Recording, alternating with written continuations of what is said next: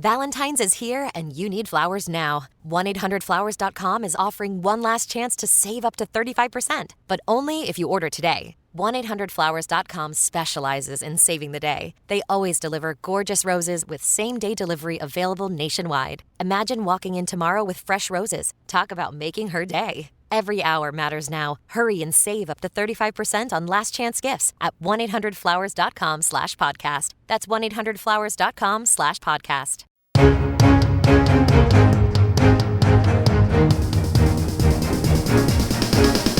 It's Friday, February 13th, 2026, and this is the Washington Times front page. Thanks for joining us.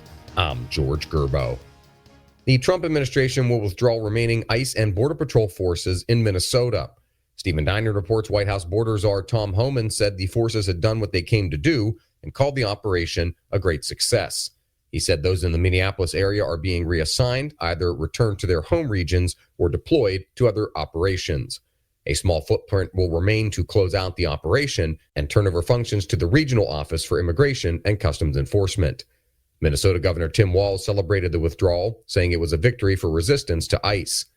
The withdrawal ends what had been a low point for the president. Support for his immigration agenda tumbled after the shooting deaths of two Americans, Renee Good and Alex Preddy, by federal agents in January. Senate Democrats have blocked two Department of Homeland Security funding bills, saying they won't give immigration enforcement agencies more money without an overhaul of the methods agents use to carry out deportations. Lindsay McPherson reports the impasse means the department will shut down at midnight Friday when its current stopgap funding expires.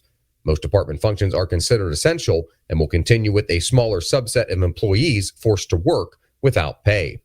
Democrats say theirs is an effort to fight for the American people who are angry at the way agents are carrying out President Trump's deportation agenda. They welcome the Minnesota withdrawal, but dismissed it as lip service without broader legislative changes. Universities across the country have received tens of billions of dollars from foreign governments and entities, not all of them friendly.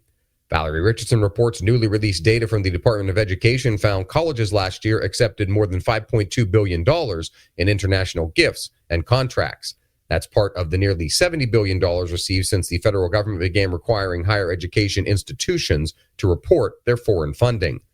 The biggest overseas funder is Qatar, which has given $7.7 billion to U.S. universities over the past 4 decades. That's followed by China, Germany, the United Kingdom, and Saudi Arabia.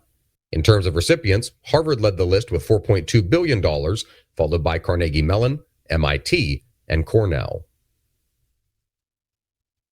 The Texas Democratic Senate primary between State Representative James Tallarico and Congresswoman Jasmine Crockett has turned into a tense argument over who can win in a diverse state where Democrats haven't won statewide in more than 30 years. Seth McLaughlin reports that losing streak has left the party with a kind of political post-traumatic stress disorder. After getting their hopes up in the last few cycles, Democrats once again see a possible path to victory, but they're locked in a debate over what kind of candidate can get them across the finish line. Democrats are hoping that deep anti-Trump energy in their ranks, along with slipping support for him among Republicans and swing voters, will help them end their long statewide drought. A Democratic upset in Texas would also give the party a major boost in its quest to win a majority in the Senate. And finally, Rowan Scarborough offers his analysis of Director of National Intelligence Tulsi Gabbard's handling of a classified whistleblower complaint. Gabbard has been accused of temporarily hiding the complaint from Congress about a purportedly intercepted phone call between two foreign intelligence officials who discussed someone who knows President Trump. ODNI says the two inspectors general investigated the complaint and found it not credible.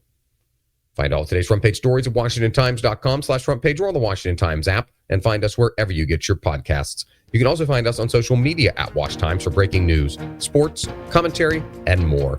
And a quick programming note, the front page will be off from Monday, February 16th through Friday, February 20th. For the Washington Times, I'm George Gerbo.